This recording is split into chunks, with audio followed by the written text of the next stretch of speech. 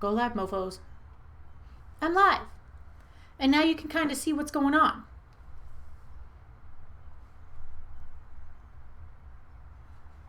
Only... Oh my god. Okay, let me see if I can pop this chat out. Oh, I can just remove it. Okay, y'all. A live chat. Okay, live chat. Pop out chat. Oh my god. I want the live chat to show because you know that... Well, I like to see it. And now you're seeing like the whole fucking world. Just get big, chatty chatterton. That's confusing. Okay, I'm sizing it. I'm getting there. Hopefully somebody show... Hey, I surfed dark waves. Somebody showed up! Okay. Oh, will it not get any bigger? Well, we'll just do it full size. Oh yeah, I'm still showing. It's cool. It's cool. It's all cool. So I made it. How's my camera? I forgot. I was thinking I was going to wear headphones, and so I had headphone hair, which means I had to go run and fix it because I was like, shit, this looks really stupid. So it looks a little less stupid. Welcome to chat. Remember to guard your privacy. Oh, we don't want fucking top chat. I hate that. We want to see everything. So hopefully somebody besides somebody else will show up so we can actually have some discussion. And let me see if I can move all this crap. Oh, there you go. Now we can't see anything. Okay. Now I can't see anything of what's going on my screen. I know! Long time no live stream. Well, it's a funny thing because in a minute... Oh, shut up. Fucking YouTube, man. I am not fond of this new YouTube interface. But my whole channel was just populated with all those live streams. So I don't even know if I'm going to delete this one or not. I might leave it up for a little while. I might dump it soon. I'm not really sure. Let's make this big. Okay, so here's the live stream. Oh, we have 8 people on.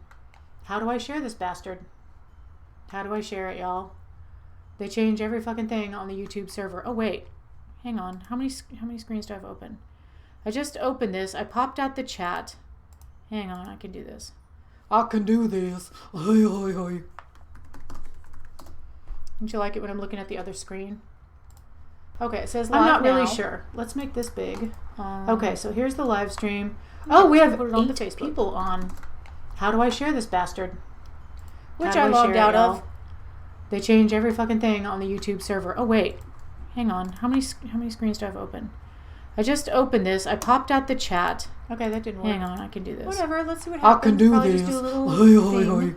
Yep. Perfect. Don't you like it when I'm looking at the other screen? Okay, it says live. I'm not really sure. Let's make this big. Okay, so here's the live stream. Oh, we have 8 people on. How do I share this bastard? Oh, it's weird. I can hear myself. Which I logged out of. Delay because I've got. They change every fucking thing on the YouTube server. Oh wait.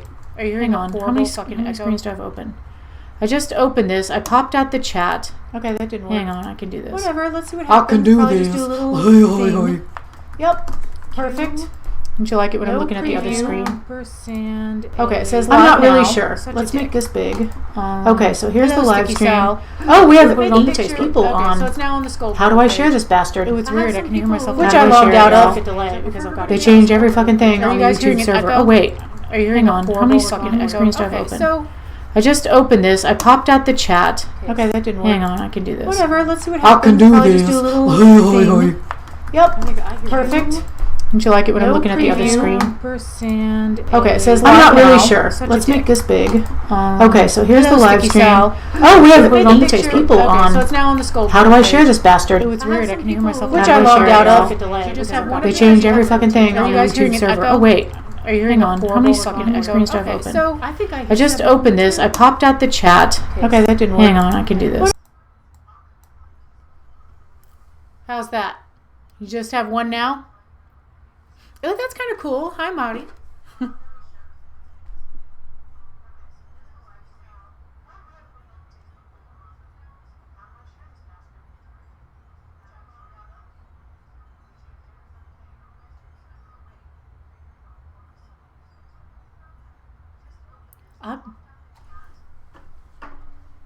Excuse me. Oh, Jesus.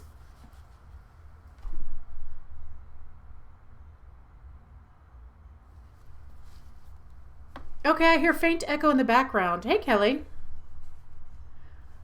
Y'all, seriously, I've got one audio capture and a display audio. And when I turn off my display audio, hang on, I'll dump it. It sounds like I have a TV on in the background. Remove. Yeah. Okay, how's that? Is YouTube also recording me, you think?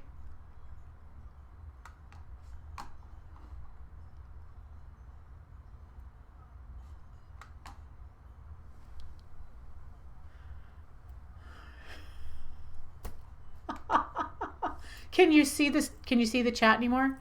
Hello. Holy crap. This is what happens when you don't do one of these for like 6 months. You're like, what happened? Okay, can you guys see the chat? As long as you can see the chat somewhere. I always put it in the middle. I've got a black screen that I can see through my OBS software with my face in a corner. What are you seeing? Hang on. Let's see if Angela's been on the bat phone yet. Oh, yeah, she has. Oh, she's ready for the live stream.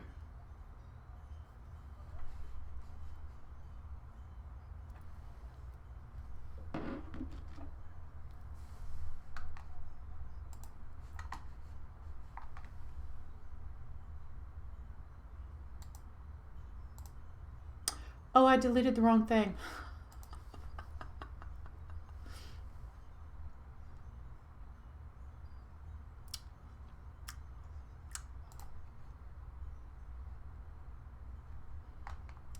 I want a desktop.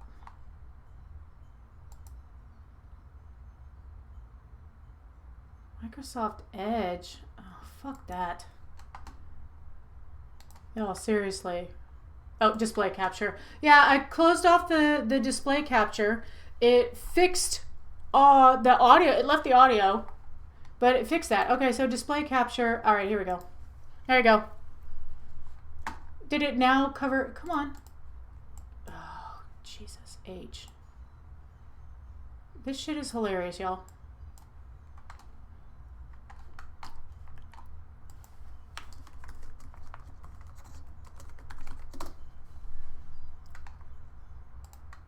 I'm trying to figure out where I am.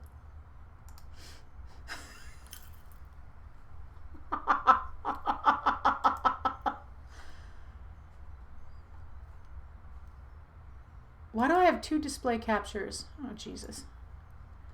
What? Okay, let me see if I can get my video capture device to move up the channel, because I just moved the other one down. There. Hi, how are you? I just make that a little bit bigger there. Okay, so now I can read the little chat, because I don't care what I look like. I have to look in the mirror every day and try to look a little less insane. Anyway, I wanted to show you guys this thing first. Can you see that? Angela gave me a little gift, so I filled it with White Claw with Deep Eddy on top of it. Because White Claw is a brilliant mixer. It makes everything 3 times more alcoholic because you forget that there's any booze in it. And then you put your Deep Eddy grapefruit vodka on there. Oh, geez, that's so good.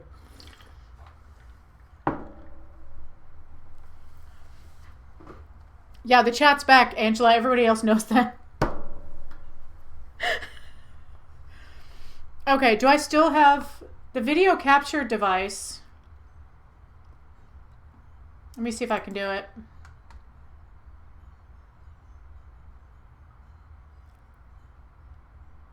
Oh, you know what I did, Kelly? I actually turned all the sound down on it. So I've only got one sound source. So when I come back, I can just turn the sound up. I'm sure it'll be a complete nightmare when I try to set up the next interview I have, which I haven't scheduled any, y'all. This is the longest I've gone without one scheduled since I started. Skullgirdle has entered the chat. Well, I don't need beer, departed one. How are you? Okay, so first I have like a couple of simple announcements. And just so y'all know, I'm hearing a delay here, but I'm afraid to put this down. There should be, okay, we'll just try it. Okay, do you hear duplicated audio now? I have a lot of devices. Excuse me while I fuck up my hair some more. Okay, yeah, the chat's going to have a lag, but I don't have to hear myself anymore because I also don't want to hear myself. I have to do that when I edit. I don't want to have to do it on a live chat because live chats are supposed to be fun. Anyway, so I have a couple of quick announcements first. And first, once we get it working and configured correctly, we'll be doing a monthly live stream kind of multi-person thing through Obscura Undead that I'm going to be hosting.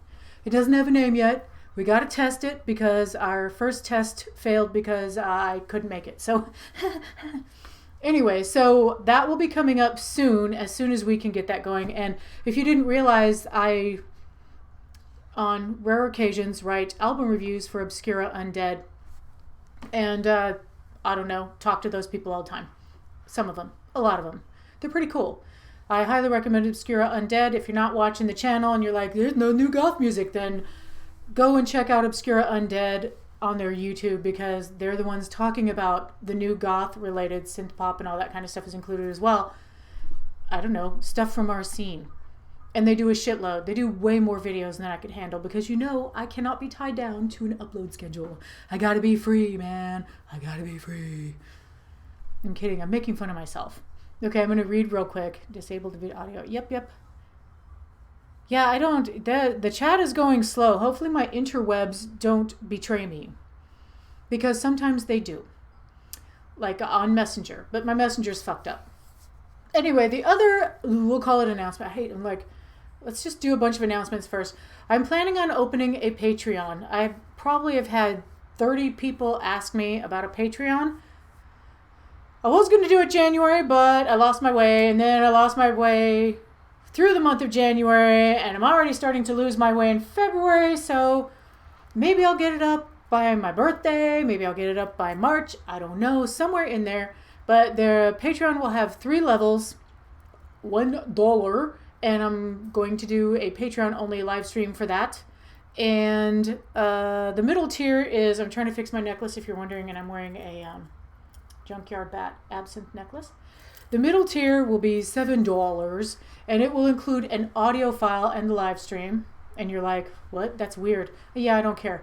And it'll be me reading poetry or short stories that are existential, goth, whatever seems dreary at the time. And you guys might be like, well, that's weird. Okay, it's weird. That's fine. And the third tier will be $13. That is all that's it. That's all there's going to be. And that will include exclusive videos. And I'll just call them maybe behind the scenes videos. Just stuff that I think of at the time, and hopefully it will be hilarious. But that's it. And obviously voluntary. And if you want to see a live stream, that looks like I'll be doing 2 live streams a month. Oh God, can I handle the schedule? Between Obscura Undead, watch that channel, and the monthly live stream for Patreon. And I'll post all that shit all over the place. I'll put a video, blah, blah, blah, blah. Anyway, so somebody actually asked me a question on the video, and I'm scared to touch my Google at this point because I've trashed all of my technical shit already at least once, but asked me a question on there, and the question was, and I love this question, what would you tell your young self if you could, your 20-year-old self?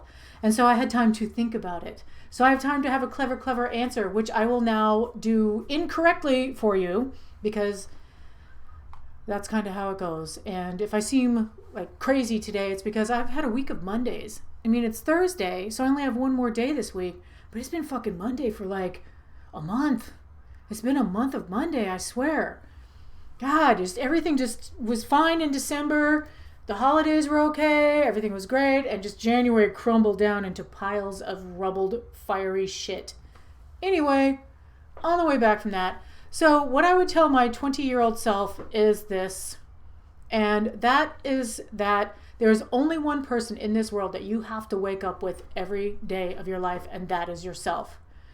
So to live your life for other people is not going to serve you, and it's not going to serve them. You have to live your life for yourself. You have to do things that make you happy. Well, thank you, Cecilia. That's really sweet. You have to do the things that make you happy. You have to live the way that you're going to live. You can't let people take their societal norm demands on you and give you a trashed fucking life. And I spent a lot of my time trying to be what I thought everybody wanted me to be. But you're never going to be able to do that. You can't. The only thing that you can do is do the best by yourself. So remember, when things look like shit and people are pissing you off, the only person you got to wake up with and go to sleep with at night is yourself. And so, I mean, aside from shit like murder and mayhem of a destructive sort, you know what I mean? Don't be a dick. Don't be a dick about it. You know, this is your person, that is their person, but do the things that make you happy. And yes, it's going to make some people laugh sometimes, and it's going to make some people very unhappy to see someone else be happy, because we've all known those people who are like, that person's happy, and the first thing they do is go and start tearing that person down. The first thing they want to do is fuck your shit up. But you know what? There's people who will like you for being exactly who you are. You don't have to make a lot of those compromises. You don't have to, you're not obligated to have some kind of stellar, monetarily lucrative career. You're not obligated to make the world a better place. I mean, honestly, we should want to, but you're not obligated to do it. You're not obligated to fucking learn how to drive. You're not obligated to keep your hair a natural color. You're not obligated to wear your makeup just so. You're not obligated to smile when motherfuckers tell you to smile. The only thing you're obligated to do is live with yourself. So make that person into someone that you feel that you would want to know and that you can live with. And that is my best advice I can give. Ooh, Shazzy E says, I'm in my 50s. I would tell myself care less about what other people think. Fuck yeah. Because you know what? There are people with as weird as I look, and you know, I do go out with full white face on the square in Denton sometimes. I don't like any of my white makeup right now, and I haven't for a long time, so I've been really lazy. I'm kind of missing it now, so maybe it's time to lay in the supplies. Anyway, I will go out and I will look like a damn freak like I usually do, and I like looking like a damn freak. I'm cool with that. I'm cool with the weirdos. I like the weirdos. And I don't just mean people who look weird. I mean people who are kind of fucking weird. So I will go out and yes, some people will laugh at me, but other people will make a beeline and run across the street and almost get hit by a car to tell me they like the way I look. You get both, and then everybody else doesn't give a shit.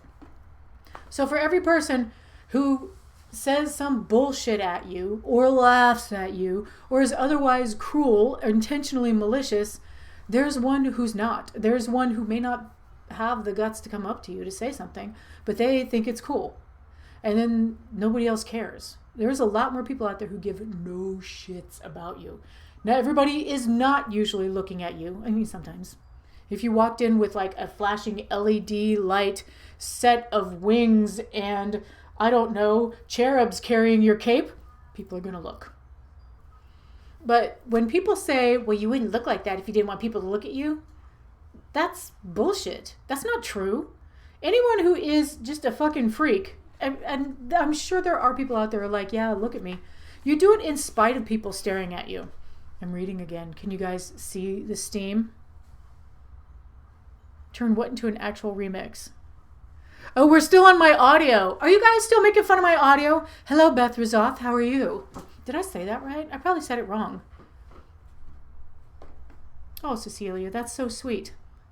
So, yeah, I mean, I had to get old to learn some of that stuff. But, you know, I was raised in a, sadly, very misogynistic and subversive household. I have lipstick on my very fancy cup. Do you see the size of this motherfucker? It is as big as it looks. This is my face. These are my chubby little cheeks right next to my gigantor cup. Oh, God, hell yeah. If I scared small children, I was doing my job. Little kids love me. And people are like, oh, it's because of your hair color. And I'm like, no, little kids loved me with my natural hair color. I like kids. I am not a threat to them. I accept them as they are and treat them like they have a brain and a voice. If I scare you, but I know, I scare children. And it's not because of makeup or anything. I'm just scary. I would tell my 20-year-old self not to go into debt for that brand new car. Oh my God. Yes. I would tell my 20-year-old self, you know what? Start walking more now. Because one day you're going to get crotchety, and you got to start now to stay less crotchety. That's not 100% true because I'm less crotchety than I was, I think, in my 30s sometimes. My knees are older, though. I can tell you that for sure. Ooh, you totaled your car after 5 years. Yeah, you would say something more as well because there's always some kind of good advice out there. excuse me, I'm having a White Claw. I don't know why I'm having something fizzy. Normally for a live stream, I have an absinthe. Oh my God, can you imagine an absinthe this big? Because I discovered a little while back real maraschino cherries, which I also saw at the Total Wine down the street, the liquor store down the street, when I was there getting this White Claw and ruby red grapefruit Deep Eddies, which is possibly my favorite booze. God, I love that stuff. I love Deep Eddies flavored vodka. If you don't drink, I wouldn't recommend either of these things because they are full of alcohol. Let's see. You wouldn't dress like that if you didn't want attention. Eat me. The Coffee Cup Monday edition. Yeah, I had a lot of coffee. So I've had a high anxiety, January, and it seems like February's going that way too. And so the problem is sometimes when you get like that, and I'm super tired, I think I just have an iron deficiency, which I'll be fixing. I know how to fix that. We've had this before. I'm very prone to it. Anyway, so I'm drinking coffee because I'm so fucking tired because I'm an insomniac. What do you think that does? That makes you so you don't sleep. So you're so tired. So you're drinking more coffee.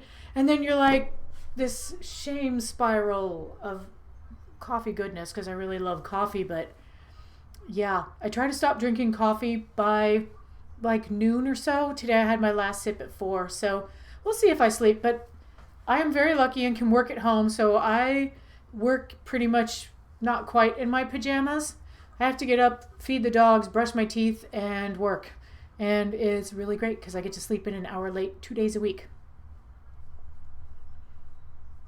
Oh yeah, Ms. Cadaver Kelly has never had liquor. She doesn't even know what that is. I love coffee.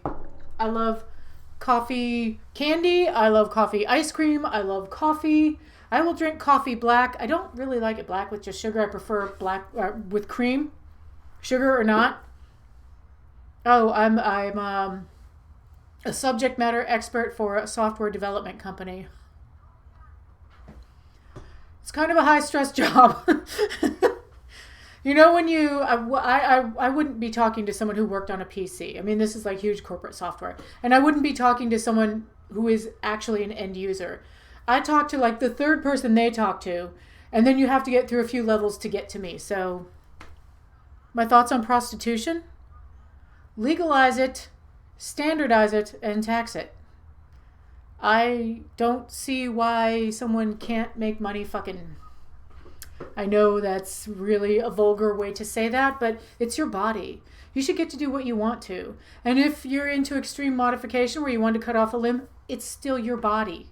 If you want to get a tattoo, it's your fucking body. If you want to smoke, it's your body. It's not my body. I treat my body as I choose to. You treat yours as you choose to. And if people want to get down, get funky with you, and pay you for it, do it.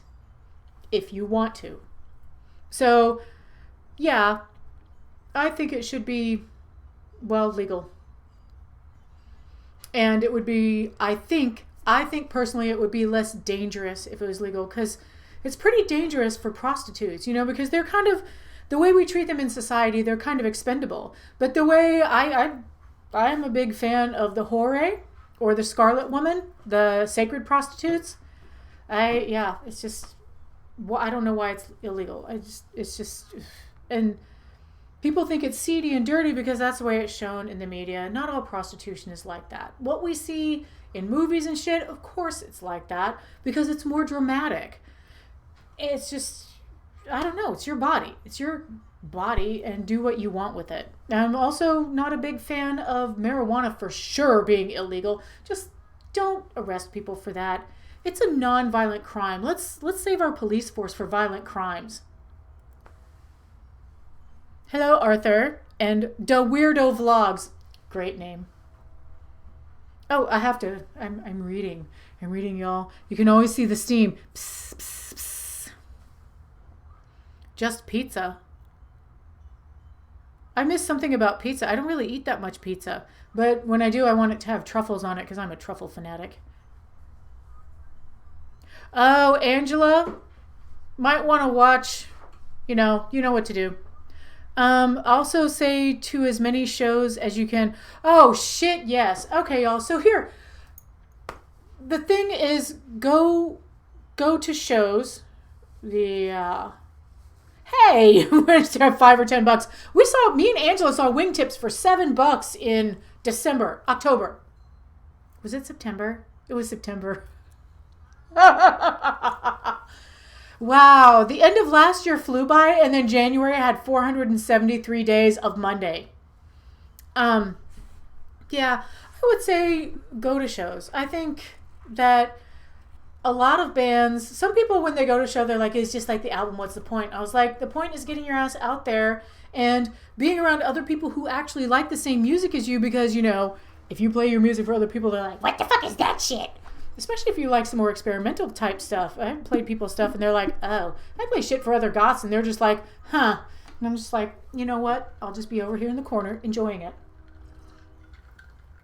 But yeah, shows are one of the best ways to support a band. The numbers when you go to the club means that they might come back. Because I've been to shows where they won't come back. In fact, in the Dallas scene, it's really, really weird because it seems like people are going to the shows in the Dallas scene for the local acts, and they don't really give a shit about the traveling acts. I'm there for the traveling acts because I've seen the locals, although Garden Mary was a pretty special treat, and I hope I get to see them again soon. But they're there for the local acts, and I'm just like, what the?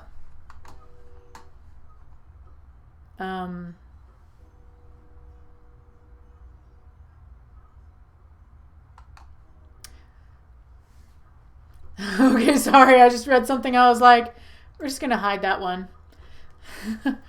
Okay, so we've got someone asking me my thoughts on Donald Trump. I call him El Chito Loco, the Orange Nightmare, etc. Not a fan. I think he's a megalomaniac who's not qualified for the job, and now he feels like he's gotten away with whatever he wants. We've, as a nation, voted people in over and over again to show him that. And I don't really want to talk too much about politics because it's a goth channel, and I feel like that is a loaded question. Wingtips, oh yeah. Oh God, Kelly. Wingtips live. See, okay, that's where I was going with the shows. When you go to see a show, it's like somebody actually said, Drab Majesty, they're just the same as they are on an album. I was like, they are, except that you can feel the music radiating into your sternum and throughout your entire body, out your fingertips, and you can feel the energy of the crowd. You can feel the energy of the performance. It was a fantastic performance, and it was a great show. And the other bands that play with them, you don't know who you're going to discover. Because you go to see a band, and you're like, okay, ooh, who's that? Like, for instance, at Absolution Fest, which Kelly's just talking about, I had not actually heard Panic Priest before. I'd heard the name, and I was like, Panic Priest? Have I heard of that? But when it was one person, I think there's now 2 of them performing. It was fucking amazing. And I came back and I was like, I like bought the album on the way home. I don't remember. By the time I came back from Absolution Fest, I think I had albums of like everybody. But they were, Jack Armando was Panic Priest at the time. He's got somebody performing with him now. He was fantastic. He had enough energy for 6 people. But Wingtips, I have to say, Wingtips is one of the better live acts that I've seen. And it's hard to believe they've only been together. In fact, for the Exposure Therapy, the latest album, Hannah joined Pretty Boy looks straight out of the 80s. Vic? Is it Victor? Hannah and Victor. Hello, Stormblast. Anyway, so Wingtips live, they are so much more live. It's like there's this little extra guitar work, and what everybody says when they see him is like, God, Hannah does everything, because she's just nonstop moving. She plays like 5 different things. It's kind of like when you see Twin Tribes, like Joel will go, I play the bass. Well, Joel does play, that is true. He does actually play the bass. But he goes off and he does the keyboards, the sequencers, the backing vocals, and all this kind of stuff. So there's a little bit more going on than you think. But a lot of bands live are so much more than they are in their album, because an album is contained. They're contained in a studio, and they get it all right. So they don't have a chance to fuck shit up and give you that live experience. You know what I mean? You don't have where you can see that the sound check is not going well. The sound check is messed up. And the first song you're like, what happened? Because, of course, sound check didn't go well, so the tuning's a little off. And you realize you're not listening to auto-tune. You don't have your sound equalized the same. It's all different. And you can literally feel the music in you. Yeah, I don't know if I've been to hundreds of shows. I guess I've been to quite a few. The last few years I have, because I can. I love that mug. Look at all of the cool folks on the chat. Right? Go Beth Razoff. Beth Razoff actually is a big supporter of the scene. Oh, wait. Okay, so Shazzy, Twin Tribes, I don't remember Twin Tribes playing in Dallas. I know Bellwether Syndicate is going to be here. And Klein as IMAX, and yes, we already have tickets to go see them. And my friend Clint, who plays with Blood Bells, is a friend of Sarah Rose. So he's on the, I don't know if he's on the guest list or a VIP or something like that, but he'll probably get to go back and meet her. And I haven't actually asked him yet, but I'm thinking about glomming on to him to go talk to them, because I met Sarah Rose and William Faith and Philly D and the bass player and the drummer, whose names I have on a shirt because I made them all sign it, and they were all just sweet as pie. They are really nice, and they were fucking amazing live. Oh my god. Yeah, Bellwether Syndicate live, that's gotta be one of the best shows I ever saw. UDK. It was that first night at Toy Chantal last year in Vegate. You may as well ask the sun not to rise. Oh, yeah. So DeWeirdo also asked about Hitler, which I hid. So I'm not going to take you seriously. My channel is marked that it's not for children. And if you've not watched a video before and just jumped on a live vlog, what are you thinking? Cruise control for cool. Caps lock. I had caps lock on my computer today, and I'm just like sitting there slamming that thing, and it would not register probably because I eat at my desk at work, because I work through lunch every day for the most part. I go for my anxiety walk, which I couldn't have today, which is why I'm so crazy. But I go for my anxiety walk, and then I eat at my desktop, and so I think I probably have crumbs underneath the keyboard of my laptop. And sometimes I have issues with the keys not depressing. Jim used to be in a band. I thought Jim was still in a band. Oh, yeah. When I was in college, I went out to see live bands play like 3-4 nights a week. I love live music. I almost love live music so much. I love live music enough almost to love live jazz, but not quite. I hate free jazz. There's not a lot of musical genres I'll say I hate. I will enjoy country music live for a limited time, not for 10 hours. I will enjoy, symphonic music is fantastic. I saw Liberace and loved the shit out of it, because he had those old ladies going, they had no idea. And he likes rhinestones more than I do, and that's kind of hard. I do know a few people who love rhinestones to that level. So, you live in San Francisco or South Florida, Shazzy? I lived in San Francisco for a while. Angela, can you kick out the weirdo vlog? Yeah, I know. I was like, some of us are white, some of us are brown, some of us are, I don't know, maybe somebody out there who's a little purple. I mean, cannibals have a little purple hue to their skin. You never know. I'm not going to judge.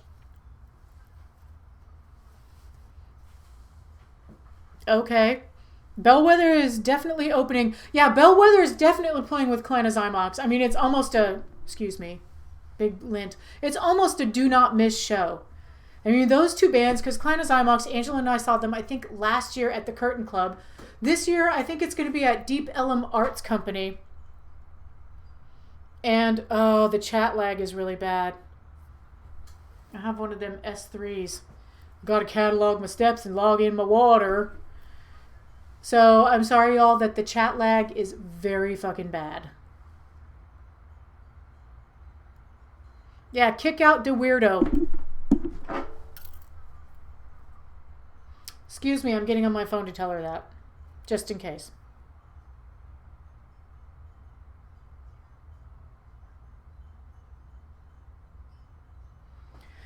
We don't tolerate that kind of bullshit here. We do lively and, I'll just say, respectful discussion. You have to be respectful. You can disagree with everybody, but you have to treat them like a living, thinking person who has every right to their opinion. And also, if you're a fucking rightist bullshitter, you're going to go. If you start talking about Sandy Hook, you're going to go. But I think I've got that filtered out. I mean, people can trolls. It's kind of fun to have a clever troll. Yeah. We're working on it. I sent a text to Angela. That's why when I have a chat, I always have my phone like sitting right here, so I can send her a message, just in case. Yeah, Shazzy, I figured it was San Francisco. I had a friend that used to work at SF Weekly.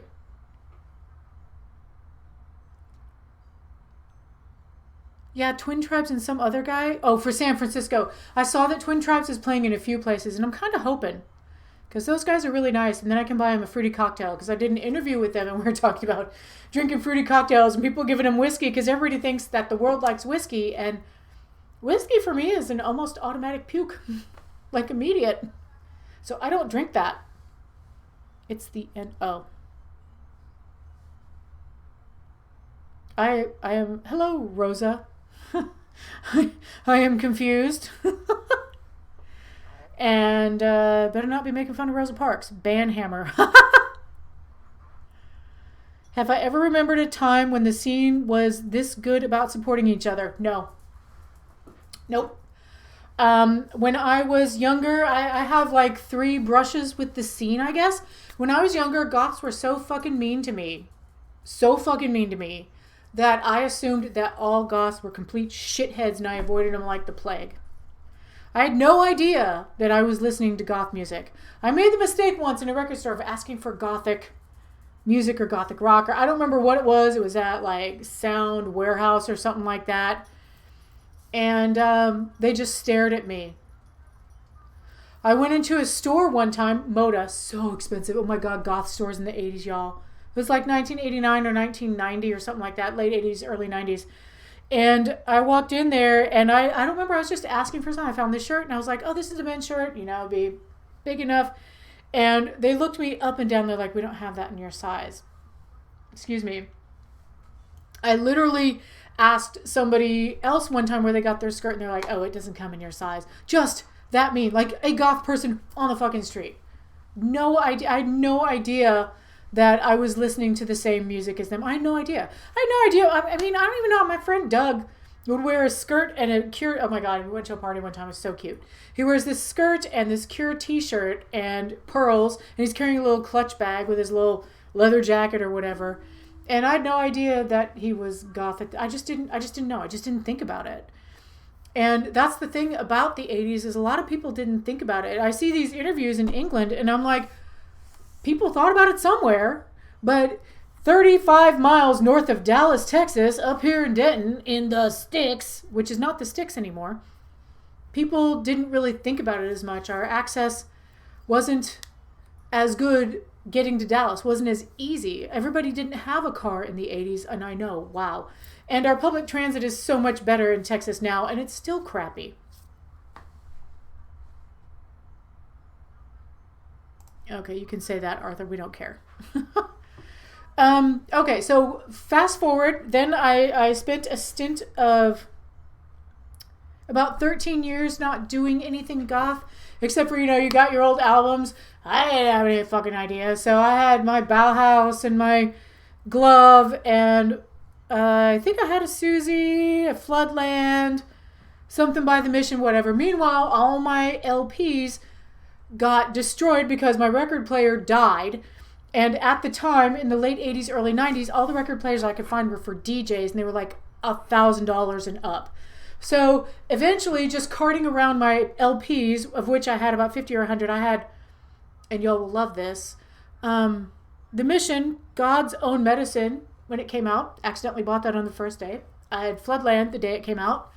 And that's, I think, might be the first. I don't remember which one of those I got first. I don't remember when they came out, honestly. But yeah, those got destroyed. Along with my U2 records, because I was a U2 fan at the time. They died in an unfortunate accident before they could finish recording that last Octoon whatever album that I heard was going to happen. Anyway, so fast forward into the early 2000s, like 2003 to 2005, going to the church with a friend. And I would ask her what music was, and it was all shit I knew. I was like, I like this song, what is it?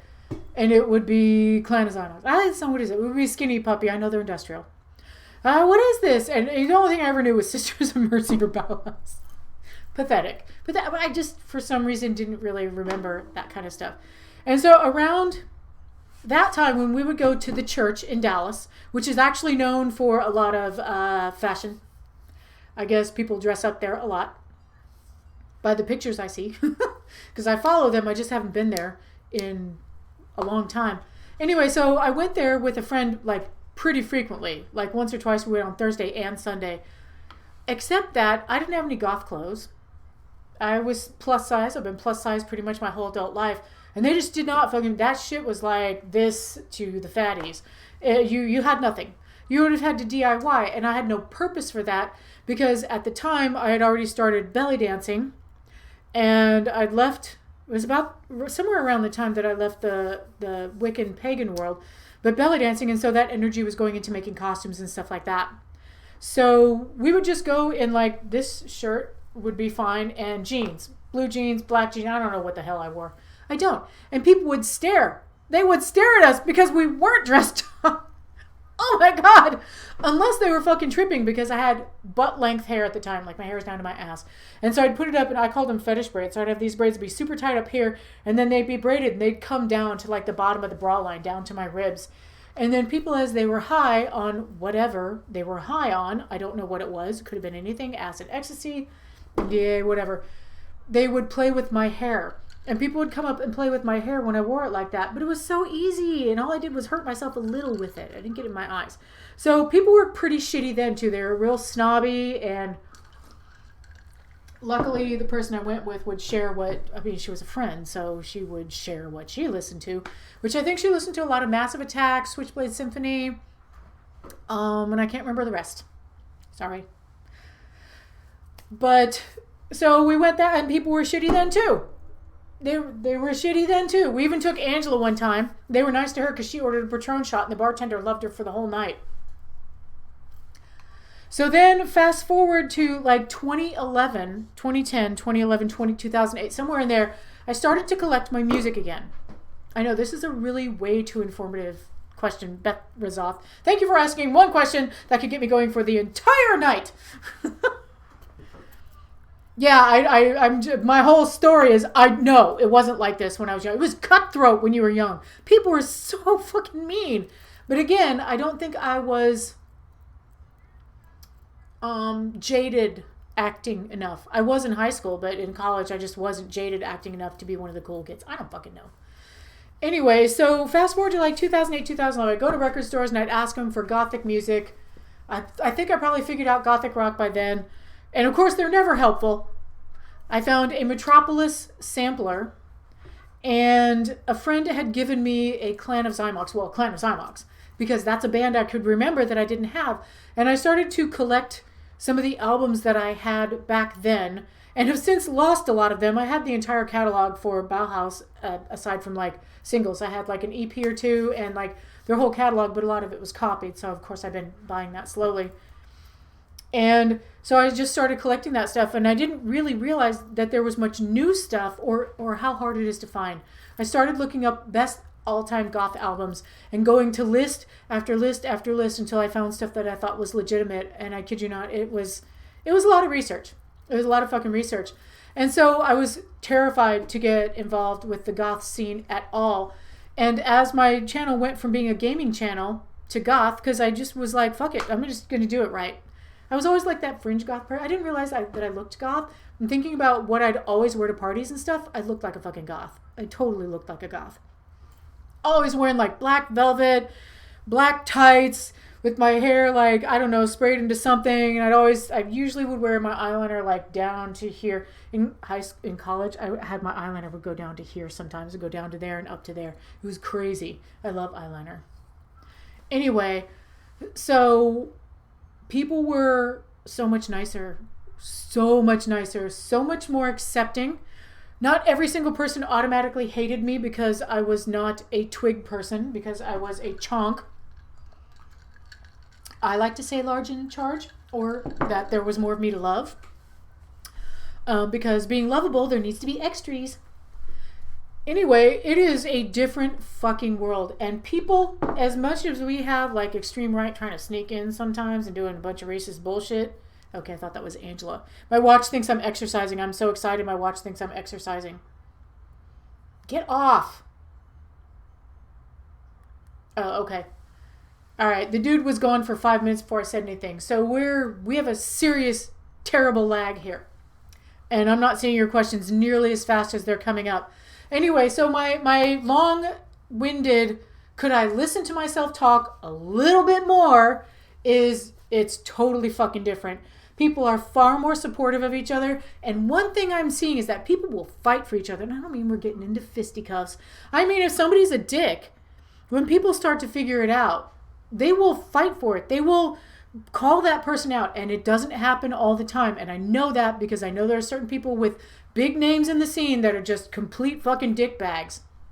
But I see more people calling other people out. And the people I hang out with, which would be Obscura, Undead, et al., they really have a diverse group. Like when I went to Florida Absolution Fest, that was a diverse group. There was like, everybody looked different. And honestly, it reminded me a little bit more of the look of the 80s where everybody did look different. Because in the 80s, when you went to a goth club, it's just like now. They mixed all that shit up. And some people come in their work clothes.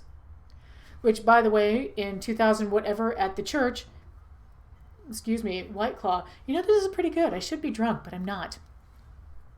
There was a man who came after, and this guy could dance his ass off. People made fun of him because he was in shirt sleeves and like work pants. And he was just kind of, you know, his hair was thinning. He was just like normal, just your average dude that's about 40 years old.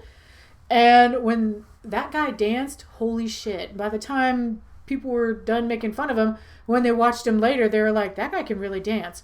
So it was different. It was different. In the 80s, it was just mean. I mean, we have a little bit less these days of fit into this tiny little avenue that we will allow you. Those of us who never fit into that avenue woke up at some point and were like, you know what, fuck it. I'm not going to be the perfect little thing that you think I should be here, or this other person's perfect little thing. I'm just going to do what I do. And so I think that we will fight for other people to be able to be different and to be able to, I don't know, fucking exist.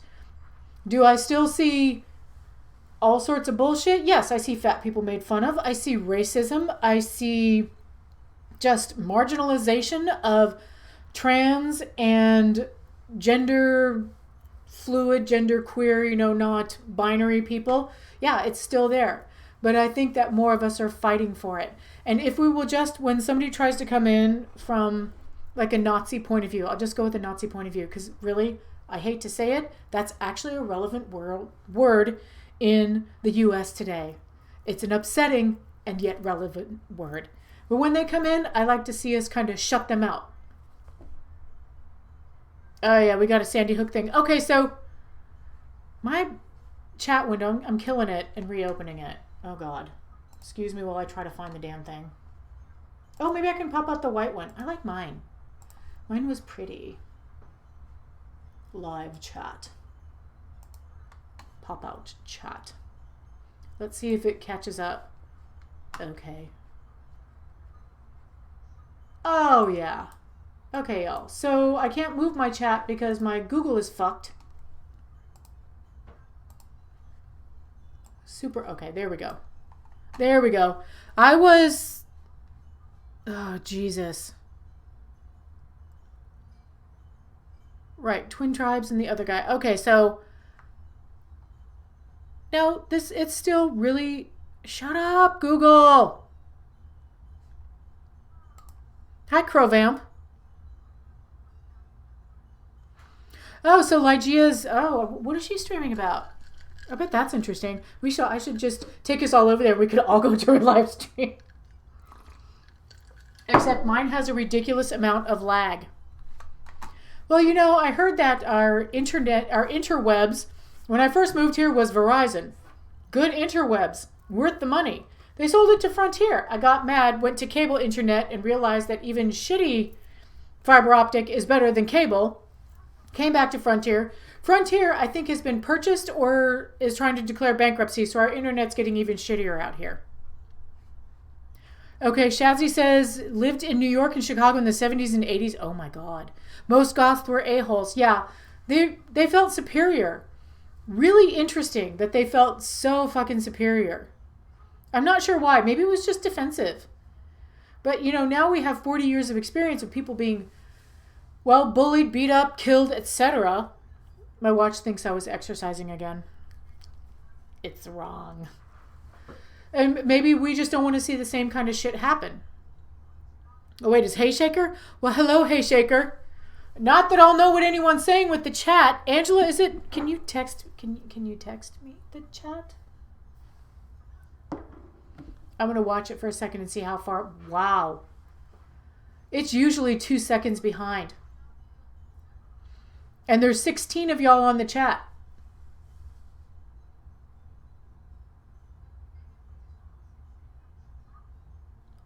It is really far behind. The chat is seriously very far behind. Oh yeah, the mid-2000s I think is where it started to turn. Excuse me, I have a message from my handler.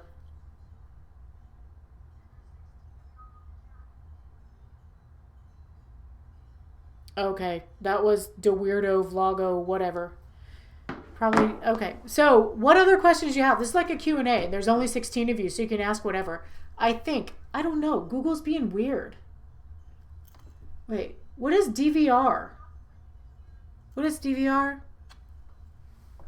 Is that recording? I'm trying to decide what's making this so slow. Oh, somebody left. They got frustrated with how slow the chat is. This is where the cool kids are, though. Oh, the other account is blue. Okay, community tab. Oh, I wonder if I can use the community tab. Oh, fanzines. Yeah, fanzines in my area, because we had to go to Bill's Records, who, if you know anything about Dallas, Bill's Records was the place to buy records, and it was... You just walked in and it looked like a giant warehouse of a record store. It was overwhelming. He just died, I think, over Christmas break. I say break. I don't know. You get so much time off, it still feels like. I worked for a school district a long time ago. Anyway, so at Bill's Records, that would be where the fanzines were, because you couldn't get them everywhere. And in Denton, we had a place called 14 Records, which I'll go into that right after Bill's. But you get to Bill's, and with the infrequency of living 40 miles north of fucking Bill's, and how many people you knew with a car, by the time you get there, the fanzines would be gone. Like the big ones, like NME, Melody Maker, even Rolling Stone. Well, no, Rolling Stone you could kind of get, but they'd be gone. The imported ones would be gone. They'd be so expensive. You'd be like, fuck. You walk into this massive record store and be like, I don't even know what to look at, man. So I would just ask somebody and buy whatever they said. I got a lot of good music that way. I got some shit, but I got some good music that way. So also, hey Shaker, I will address that in a minute. Also, we had a record store in town called 14 Records. And it was a hangout. And I just wish I'd appreciated it more while it was there. Because I remember buying there were two. The album, because I bought an LP album, was Sonny and Cher, Good Times. I just bought that again on Google because I love that record. I love Sonny and Cher. I love them so much. But Good Times was their first record. And they used to have recordings in there. They would just have these weird off-the-wall conversations, and then they'd sell cassette tapes of them. The guy who owned the place was just the coolest person. But the other thing I bought there, and I don't know how many places carried this guy's music at the time. Remember, this was like 1990, 1989. I forget. Maybe it was before 1993. Maybe it was 92, 99. No, it had to be like 90 or 91. Sorry, bat phone just went off. Angela's talking. We got to talk to her whenever she messages. So they used to... Yeah. Oh, okay. So Angela just told me how long ago she blocked that weirdo kid. Anyway, so at 14 Records, they would just have the weirdest shit in there. So I found this tape called Don't Play Cards with Satan by Daniel Johnston, who got to be much more famous later. And this guy had been in and out of asylums because he had paranoid delusions. He definitely had paranoia. I don't know if he was schizophrenic or psychotic or something like that, like nonviolent psychotic, but he would try to jump out of a window periodically. And he would take this shitty little tape recorder, old school. I'm saying tape recorder where you hit the buttons down there. You got to hit the 2 buttons. If you don't hit it right, it wrecks your tape, you know. And he would play his piano and record. And he had this weird little voice. Don't play cards with Satan. He'll deal you an awful hand. And I could not stop listening to that shit. I could not stop. And I remember 14 Records closing, but I don't remember. I went out to San Francisco, lived there for a while, and then moved back. And I don't remember if 14 Records closed before or after that, but that's, you know, those places that in retrospect you're like, that's where I should have been hanging out. Those guys were cool. They were fun. And you'd be in there and they'd just be like, oh, blah, blah, blah, blah, blah, blah. And you'd be like part of the family every time you go into this tiny record store. The record store might have been the square footage of 2 of the studio I'm in now, which is like 11 by 11. I think. I don't know. Angela might know. She helped paint it. This is not, amazingly enough, the color. Whoops. This here is not the color that came on the walls in my house when I bought it. Okay, so Hayshaker says, what is the purpose of this existence? Do you really want to hear what I think is the purpose of this existence? It's to collect experience and learn. And also to have fun. I mean, use this meat sack. Use the meat sack. I personally think that there's like a lot more energy to us than you can see. And that energy is carrying around this meat sack to find these experiences. And if you hide your meat sack away and you never use it for experiences and fun, what's the fucking point? I don't care if there's a point to life. That's my point to life. But it's certainly not asceticism and procreation. So I'll be the 90-year-old woman at the show, probably in the back with earplugs yelling, what? Like I do now. Okay, hey there from Scrambled Dave. My thoughts on Type O Negative and Peter Steele. Oh, well, thank you. That's very nice about my hair.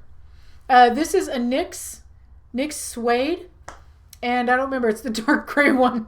I don't know if it has a name or not. Okay, I will make a confession. I have not listened to, definitely have not heard all of Type O Negative's catalog.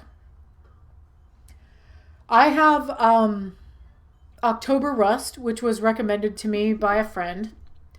And before he recommended that to me, I know there's got to be a familiar song, but I had not listened to Type O Negative.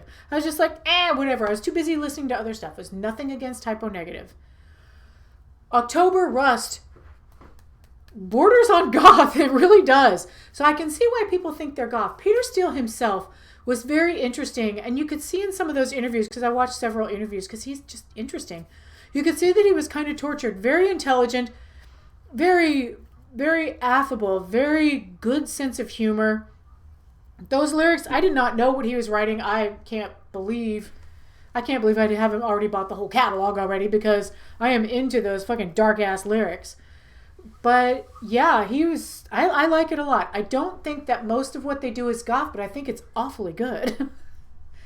And I say I don't listen to metal until sometimes I do, because the other metal band that was introduced to me recently is Bizarra Locomotivo, which is a Portuguese band. And they're also a really good metal band. But I do listen to a lot of goth music, a lot of new releases in goth. And I've just decided on one to do for what do you call it? A review, which means that I will be listening to that one intensely and learning that album. So I just honestly don't really have that much time to listen to metal. But I cut my teeth as a teenager on Deep Purple, Foghat, Black Sabbath, Ozzy Osbourne, and the White Claw, with Randy Rhoads as the guitar player, early Iron Maiden, and then there's like the hair bands, which when people call 80s hair bands glam rock, it hurts me physically and deeply. That is glam metal. In fact, it's a hair band. Glam rock is David Bowie and T-Rex and Slide. Right, Slide, Suede, Slide, Roxy Music. Mark Bolan, T-Rex. I probably said them twice. I love T-Rex. Anyway, so I forgot what the question was, but I'm just going to keep talking because I can. Oh, purpose of the existence. Oh, hey there from Scranton. Dare I ask your thoughts? Oh, it was typo negative. Thank you. Thank you, me, for learning to read. And hello, Glass-Winged Angel. I didn't mean to ignore you. And Crow Vamp. Spooky Metallica. Yeah, but I don't like Metallica that much. I know. Whatever. I can see that I keep getting drips of this.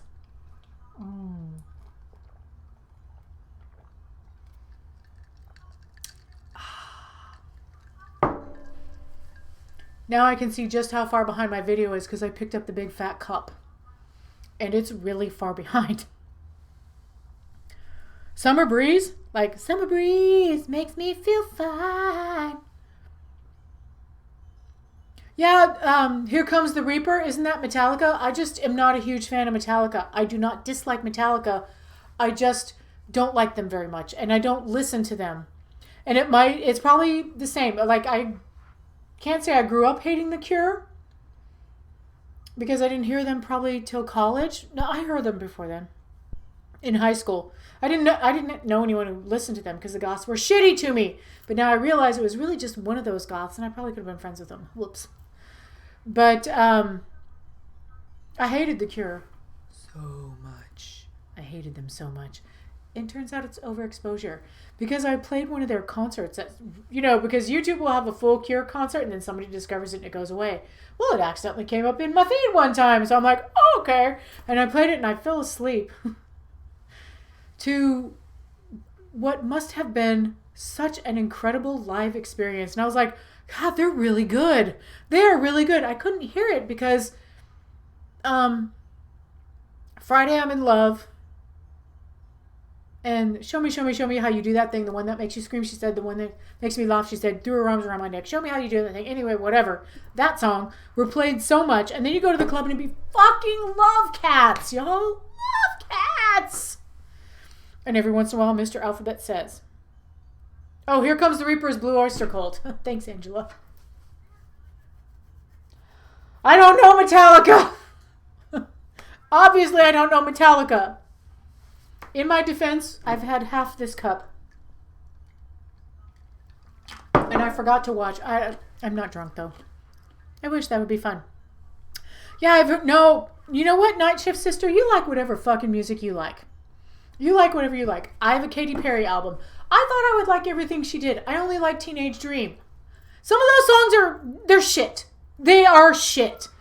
I love that album. I have Lady Killer by CeeLo Green. He's got a good old-fashioned Motown voice, though, and he's pretty talented. I've been on periodic Billy Idol kicks and Culture Club kicks. You can't say anything bad about Culture Club because I love them too much. Billy Idol, turns out I love Billy Idol a lot too. Overexposure, got sick of that stuff. So yeah, I listen to a lot of, different music. And at work, when I start to really ramp up the anxiety and I start freaking out and I have to concentrate, but I'm like, ugh! As we get at work, I play Rumors by Fleetwood Mac because I love the song Secondhand News to Distraction. I love that song. Is that the one that Stevie Nicks wrote and then made Lindsey Buckingham sing when he dumped her? Oh, that level of bitchery. Oh, I am in awe. Just like heaven. Oh, thank you. I am ruined just like heaven. Oh, hang on. I'm behind on the reading. Metallica, spooky, Ghost is kind of fun. Yeah, listen to fucking, you know what? Listen to whatever the fuck you want. In my world, people who identify as goth, who fully identify as goth is generally our favorite genre. It's our favorite genre, and we support the scene. In my opinion, I don't give a shit what you look like. If you're supporting the scene, you're supporting the scene. My best friend is not goth, and she supports the scene more than people who say they're goth sometimes. So she's an honorary. She's goth adjacent. We like to use that term. But yeah, you can like other stuff. If you don't, that makes you, well, boring. You're boring. You're not really going to learn that much. If you're only reading the old Gothic literature, like we all lived in Otranto, Castle of Otranto, House of Otranto, Castle, Walpole, Frankenstein, they're all good. They're good books. But if you don't pay attention to the existentialist and the modernist as well that was being read by the Goths producing the music in the 80s, you're missing out. You're missing a large chunk of what makes this subculture rich and fulfilling. And having different interests and diversifying what you listen to, look at, read, think about, it just makes you a more well-rounded person with more empathy and more ability to understand people in the world, which in turn makes the world a better place in spite of yourself and your nihilistic views. Okay, so Beth Rosoth said something nice, and I got to read it because it seems like it's nice. And now I think I am a little drunk. After all the great interviews you have done, do you have folks blowing up your inbox to do them now? That would be a no.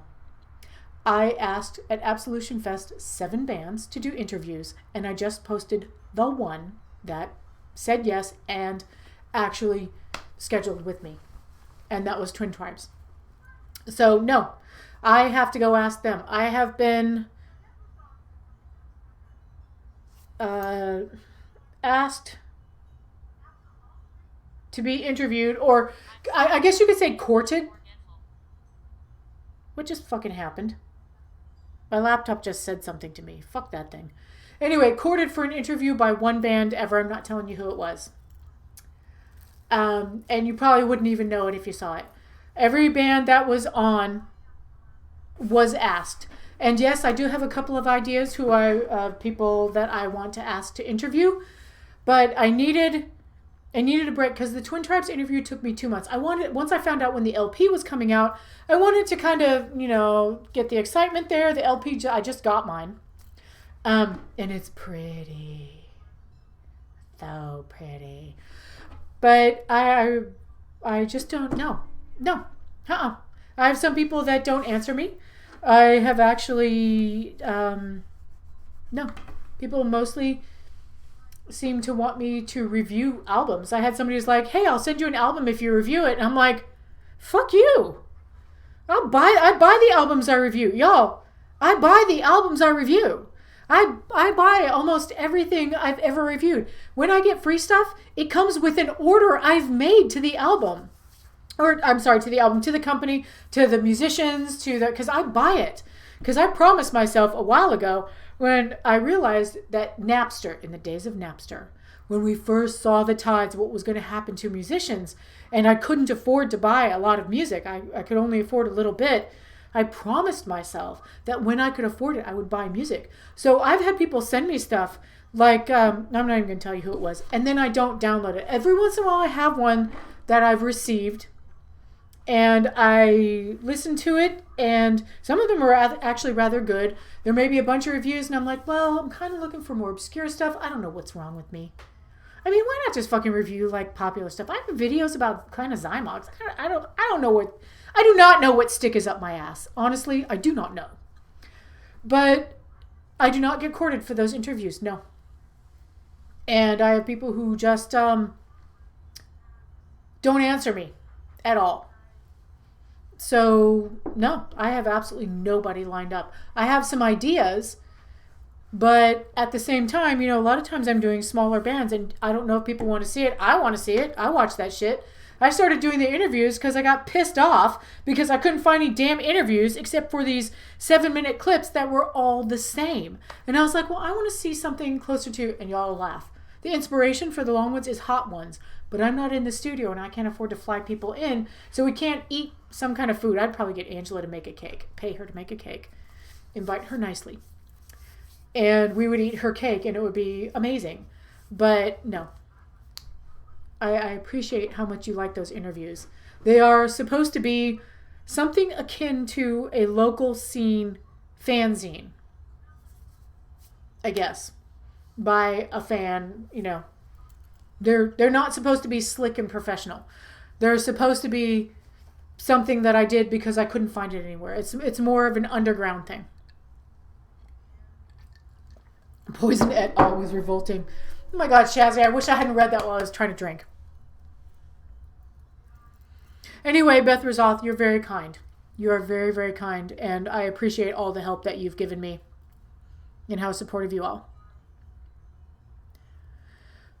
Well, best post-punk tunes from The Cure. You know, Kelly, yes, please. That'd be fine.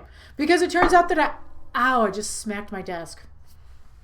It turns out that I do actually like them. Please don't put Love Cats on there. I still just, that song is horrible.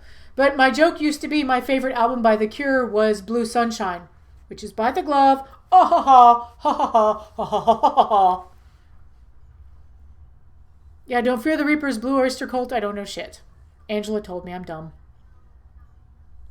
I like a lot of classic rock. And I love cello.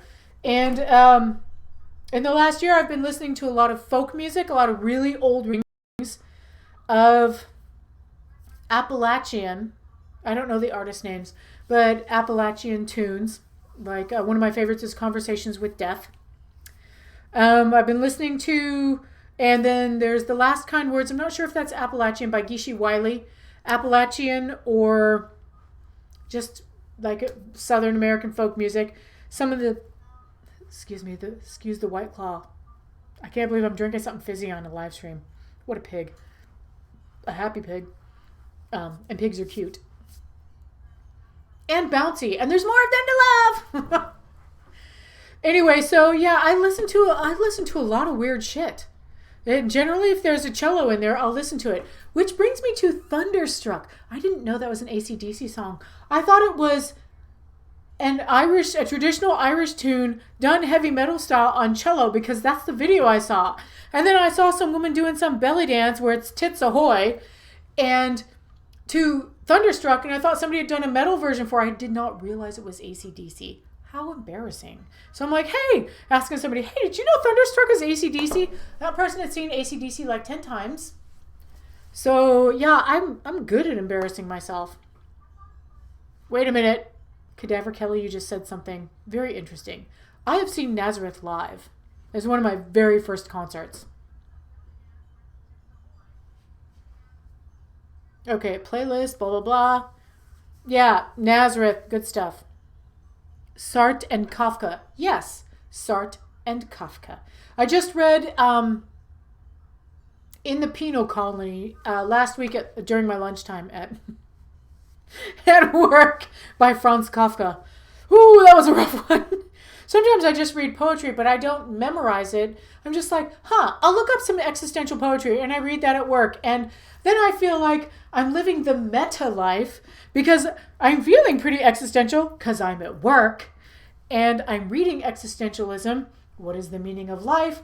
Oh, life is not worth it, but somewhere I have a seed of hope. And then I'm like, I should just read nihilism instead. Because that's how I feel about work. You can't listen to Just Goth. Yeah, Shazzy, I am not a fan of Christian death. My favorite Christian death is the stuff that was done by Faith and the Muse. That's the Christian death I like, is when Faith and the Muse sang it. It's terrible. Adjacent for life. Yeah, Angela has seen Christian death live. And it was like 2 different bands played during that show. And it was kind of interesting because I like experimental music. So I'm much more tolerant of hearing something that's like, what the fuck just happened? It's not Even Kova. Even Kova is good. It's they take the beats out, and Bestial Mouths is really good. They just did an album called Caligula. something something. Anyway, the woman literally screams full volume through half of a song, and I am in love with that album. I've always wanted to do that, but I'm hoarse from yelling at a camera. Now, a lot of people don't like Christian Death. I'm not a huge fan of Christian Death. I absolutely, unequivocally, and admire their importance in the scene. I still say that Faith and the Muse does my favorite versions of anything that was done by Christian Death. I far prefer their version of Romeo's Distress. I understand that song's problematic. I have to go look at why. I can't remember. Like misogynistic or rape culture or some bullshit. We need more people. Oh my God, Shazzy, that's so nice.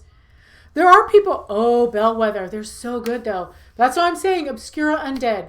The people who talk about music that I can name off the top of my head right now are Obscura Undead, Cadaver Kelly, Acumortis, my channel, and Cemetery Confessions. But that's kind of, they have discussion with people in the music scene. So they do talk about music, but they have a lot of other things that they're discussing. And they were my gateway drug into more of what goth can be, was Cemetery Confessions. I love that channel. I love that podcast. But yeah, Cadaver Kelly has a shitload on there about music, and she's more recently classically trained. Has studied what makes darkwave, what makes gothic rock. Because I've studied a little bit of it and listened to some of it, but to try to really differentiate. So I feel like I know when I'm hearing music that's goth genre, but as a person from the 80s, I am far more permissible about what I see as goth, because the scene back then had more in it. And when you hear some early post-punk, the darker post-punk, and also the Trees, The Cure, and I'm trying to think of Susie and the Banshees. No, they're Cold Wave. Nope, that's Ethereal Wave. Ah, fuck. You know what I mean. You know what I mean. Sad Lovers and Giants? I don't remember. Now I can't think of any of the post-punk. Some people think Bauhaus is post-punk. Some people call them proto-goth. I just call them early goth. Early gothic rock. To me, Bauhaus is early gothic rock. A lot of people have used Daniel Ash's ideas and expanded on them in many beautiful and wonderful ways that have given us what we have now. But yes, we have to support the music, but the music has to support us as well. So we need to support our bands, absolutely. But what's the point for them if we don't go to their shows because they can't draw us in? So it's a circle. We support them, they support us. I call it supporting the scene. If a band just comes, plays, and leaves, they don't talk to anybody, they don't support other bands, they don't do anything at all, they're just like, we play here, give us money, we go. That's not supporting the scene to me. And those are bands I don't really want to see. Also bands, it turns out, some that I kind of like that are edgelords. But you know what? Lords of Acid in 1988 or whatever, not edgelords. Just saying. Okay, let me know if I can help with it. Yes, Beth Resolve. I have been meaning to contact you. So, yeah.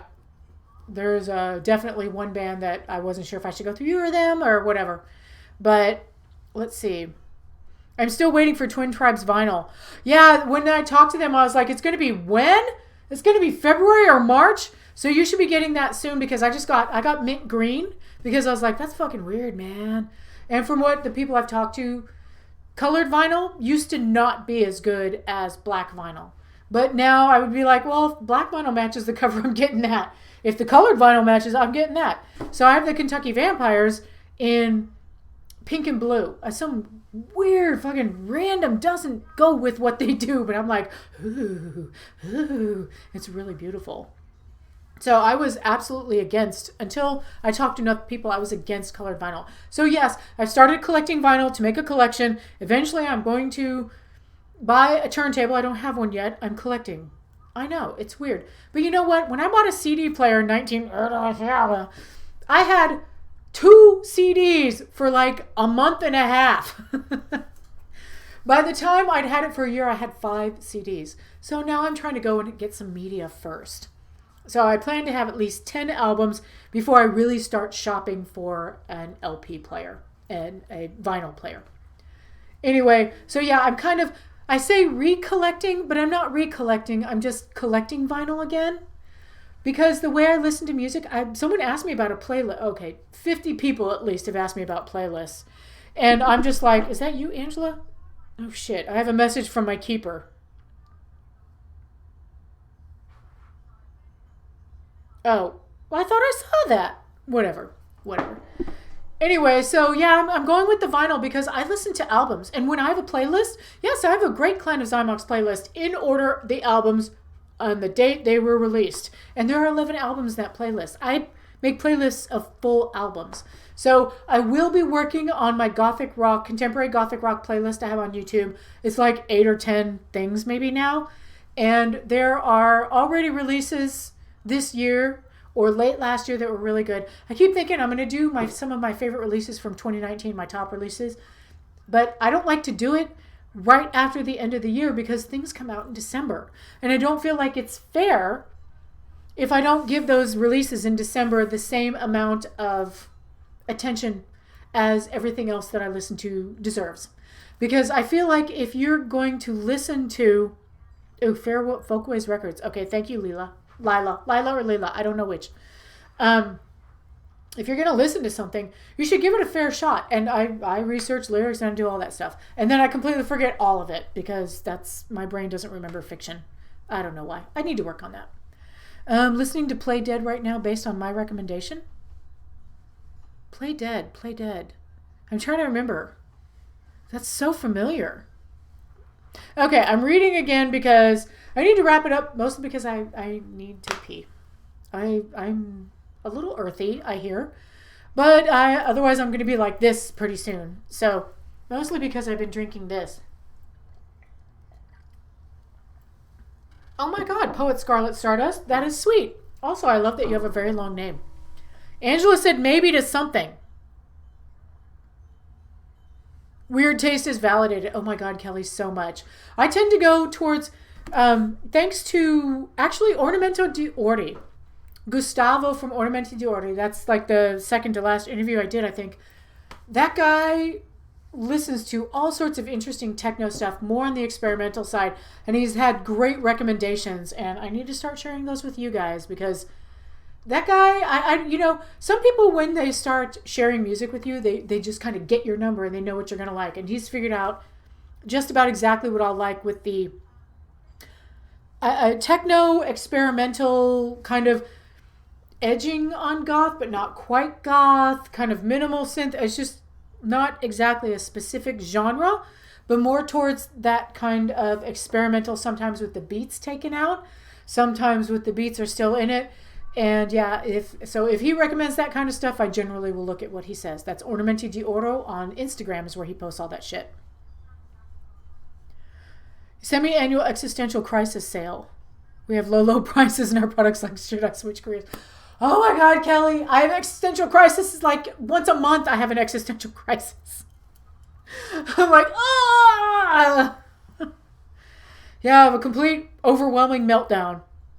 Have I seen Apocalyptica? All cellos. Oh, that's a band. I've seen the movie Apocalyptica. The Mel Gibson before everybody knew he was an anti-Semite. And it's fucking beautiful. But no, I haven't heard Apocalyptica. I might have to listen to that because I fucking love cello. Nothing else matters. Ooh. I love Cemetery Confessions. I do. I love Mr. the Count. He's very sweet. And he has literally no guile. The guy, he doesn't have a filter. He's like thinking about whatever. He likes, we'll call it butts, a lot. And he has no filter. And I believe that he probably chooses not to have a filter. And I'm fine with that.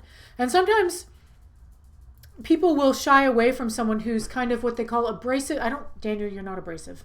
He's not abrasive at all. I don't think so. I think he's sweet.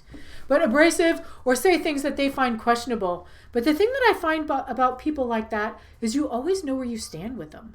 When somebody's abrasive or they don't have a filter, you always know. You know if they're pissed at you. You know if they're happy with you. They have no guile. They don't play the little, hey, small talk games. They just are, oh, Angela has Apocalyptica, so maybe I can get to hear some. She loves cello. Okay, nihilist existential poetry. Well. Oh, shit. What did I read? Anything by Kafka. It's gonna make you sad.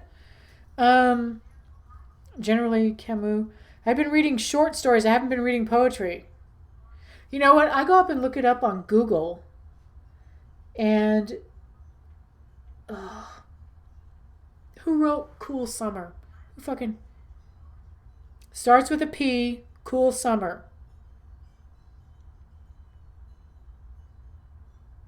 Is that existential? I would almost say that Fernando Pessoa is kind of existential. He's not necessarily considered an existential. Some people consider Poe an existentialist. John Donne? Is it John Donne? No. Dylan Thomas. Maybe. I actually read E.E. Cummings, which is not necessarily existential. It's more modernist. But, hang on. I have Google Foo. Well, I have a Google open. Okay, let me look up existential poets and see if I can find one that I've been reading.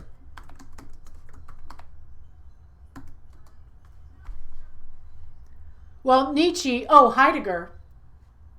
That's not... Okay, I'm going to say this wrong. Miguel de Unamuno. Unamuno. Let me write down.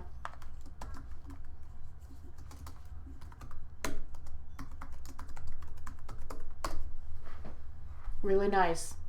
Herman Melville, you would have to glue my eyes open just like a Clockwork Orange to get me to fucking watch that. Richard Wright, pretty good too. Whoops, hang on.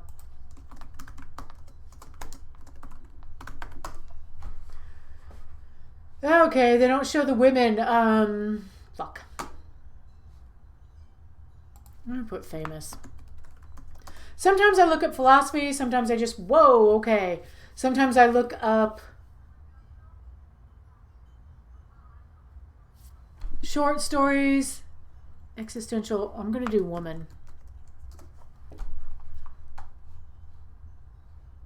Yeah, okay.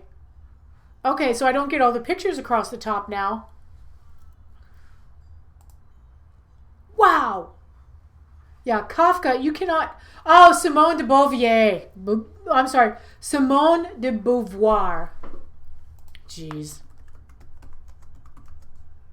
Let me spell it. B-E-A-U-V-O-I-R. Beauvoir. Beauvoir.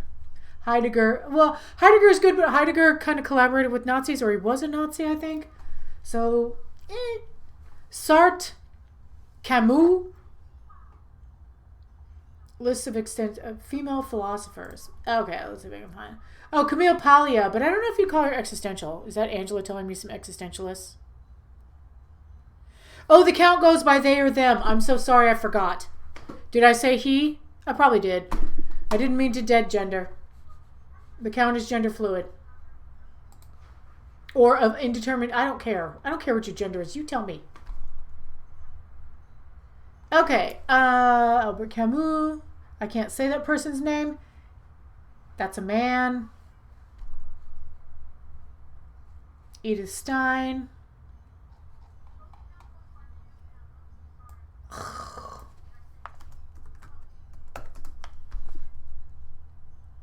Hypatia of Alexandria. That's a little early for existentialism.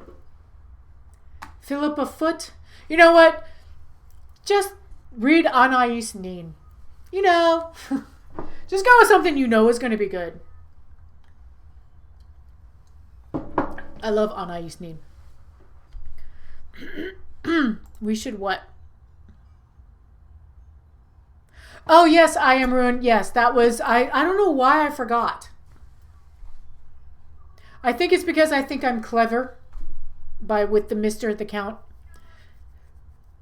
But what would be... Like when you use Mr., Ms., Miss, etc., what is that equivalent for a non-specific gender identified person?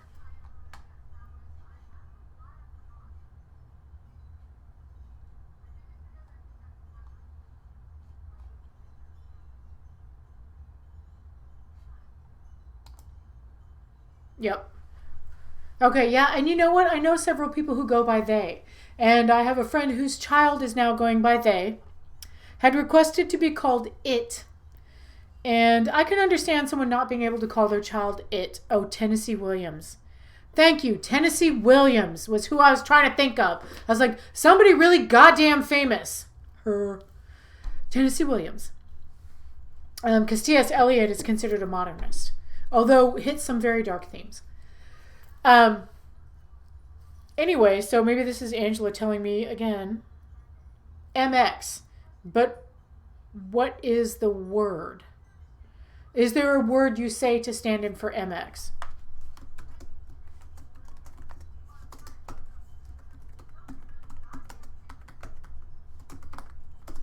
There. I'm just putting it on there just in case anyone wants to say something about that. But is it mix? Mixture? Yeah, Night Shift just got it. So, yeah, so they still have problems with their formerly daughter, who now goes by the name Miles. And so at Thanksgiving, when Grandma came over, nobody called Miles Miles. Everybody called Miles by their dead name, which I had a hard time with, but it's cool. And my friends, the parents of this young person, are having a hard time and keep referring to the former gender. Now, I don't know if this person is going to be trans, gender queer, gender fluid. I don't care. It's not up to me. It's not my life. It's not my body. It's not my fucking gender. You choose yours. But I apologize for dead naming. I was like, oh, I'm so sorry. I just dead named you because I've been so good at it. So I was like, okay, Miles. The name is Miles. You know, because that's how I do it. I just remind myself, and I just, sometimes I just forget. So I apologize to the Count profusely. And I might message him. Oh, God damn it! Them! Oh my God. I'm probably blushing now. Excuse me while I hide behind my cup. Okay, to anyone who's gender fluid, I apologize. But it takes you a while. When you've known someone one way, it takes you a while to shift to the other way. Obviously, I have not done that outside of Facebook for the Count. Because on Facebook, I know. I don't think about it. I know. I just know. It's cool. I'll get there. Oh, I just heard myself scream. But I don't know what the MX stands for. How you say what MX means. Is it Dr. the Count? Oh. Should have read the first half first.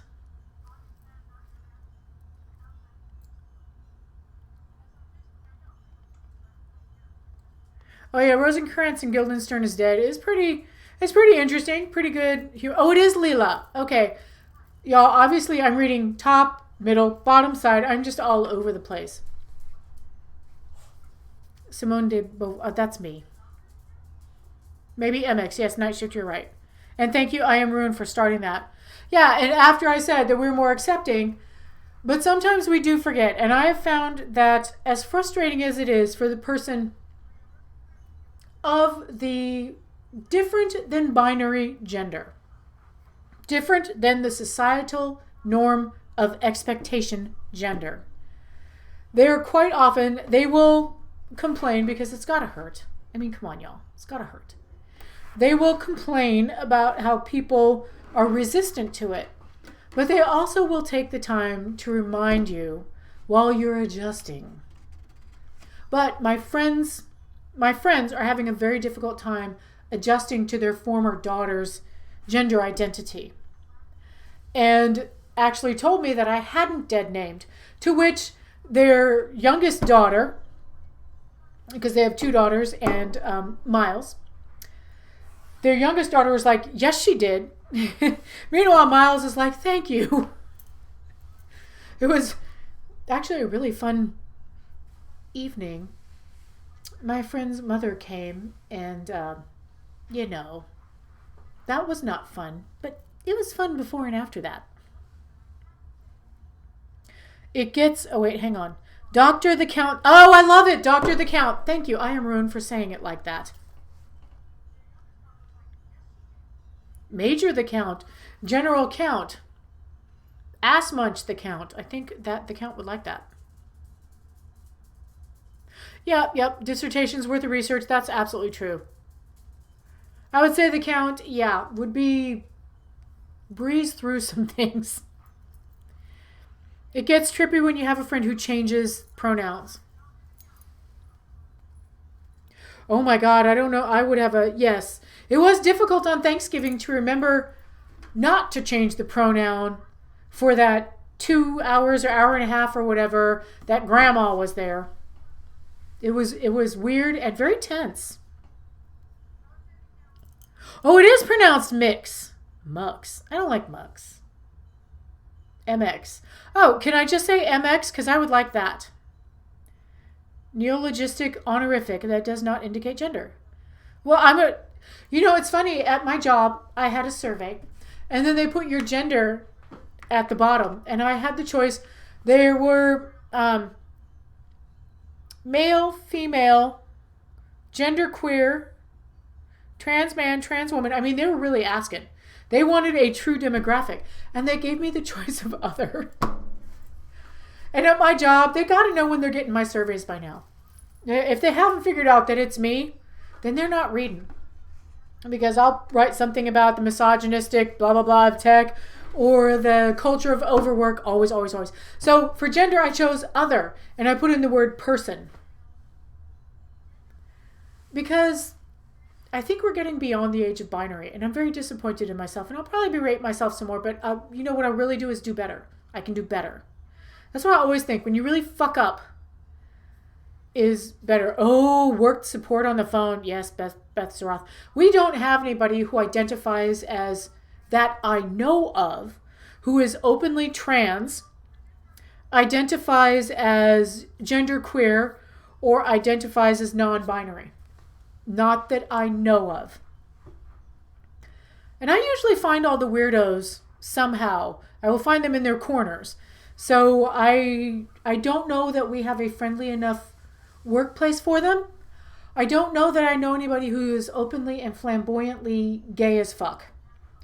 I know we have someone who's definitely gay and somebody who may or may not be, and I don't give a shit because it's my job and I'm not trying to line up dates or have sex with them. Oh my God, my watch just told me I had an active day. It gave me a lot of exercise. Okay, who cares? Who cares? It's telling me 50 things. I don't care. Anyway. Oh, waiting for Godot. Waiting for Godot. It's just kind of like life. Williams, Joseph Conrad. Yeah. I love and adore talking about existentialists, and I forget all their names. I forget philosophy, and I forget fiction. Easily. And I used to remember all this stuff when I was a kid, but for some reason I just suddenly one day I turned 18 and was like, oh, I'm going to forget all fiction going forward here. I'm going to remember all these stupid facts. Anyway, I need to wrap it up because I'm getting to the point of bouncing. The count is definitely done. Dissertation from Wiki. Thank you. The whole pronoun thing. So, thank you everybody for the live stream. And remember, look out for those Obscura Undead live streams. I don't know when we're going to get our shit together. And by we, I mean me. Because I think I've just figured out that my OBS software only does one live stream. So I'm going to have to open a second software. I got to figure it out. Anyway. So, I'm saying it. Before I embarrass myself and pee my pants on my chair. Because I wanted you to know that I don't know what's wrong with me. I'm hyper and excited. So, I appreciate everybody who came to the live chat. I have no idea how many of you there are right now. 20! Woohoo! Remember when we'd have 150 and you couldn't keep up with it? And it was like, oh, I can't read. Well, I don't do live chats that often anymore, but hopefully we can get Obscura Undead there. And if you care about music and the scene and you want to know what's going on that's new, who's traveling, who's got this, that, and the other, my advice to you is, aside from following Obscura Undead, follow your bands on Facebook. Start looking up your bands on Facebook that you like. Look them up on Facebook because sometimes they talk about other bands. And one thing that I do is I'll look at a band's flyer because they post them. and I need to go and do this for some bands right now that are posting their flyers. They'll tell you other local bands. Sometimes they're like more of a regional, a band that's more known in the region, and sometimes they're very local. And I will start and going to look up, I don't know what language I just spoke there. It seemed like English. I will go and look up some of those smaller bands and find that I really like some of them. Some of them I don't like as much. So I do have albums that I'm just like, why did I buy this? I bought a really shitty metal album and I was like, what did I listen to that made me think this might be goth? What the fuck was wrong with me? It must have been 5 seconds of the one song that sounded a little goth. But anyway, follow them on Facebook, follow them on Instagram. I don't fucking care about Twitter. I don't do that. In the Discord servers, there's Gothy Discord. It's juried. You're gonna have to talk about goth bands that you like. So if you're like, I look goth and I love Billie Eilish, I'm super duper goth, it's juried. If you want to go to, there's a group called the Goth Scene Undead and Unpretentious. I am a moderator. People keep making me moderator. So I'm a moderator for 4 groups now and an admin for 2 that aren't me. But I look at your profile. And if you don't have anything that looks goth, I'm looking at SoundCloud rep, you're not getting in. I like juried groups because I don't want to just see a bunch of TNA. So there are resources out there, and there are ways that you can know when your band is playing, when they have something new coming out, and you can find new bands because some bands do talk about each other. In fact, most bands talk about each other. It's rare when I see a band that comes in, they only talk about themselves and they never talk about any other bands. Some share a lot of shit about other bands. I think one that shares stuff about other bands and other people, Last Dusk does it. Ornamenti de Oral does it like crazy. Son Sombra has done it, for sure. I've seen that. If you look up record labels, once you see that your band you like is on a record label on Bandcamp or Facebook, follow the label because you know they at least have something, and listen to bits and pieces before you buy it. And you should be cool. But anyway, here we go. Sweet dreams to everybody. Good night. Thank you so much for showing up. And so, hey, thanks for watching. And now I'm going to turn over here and click on end stream. I don't even know where my OBS is.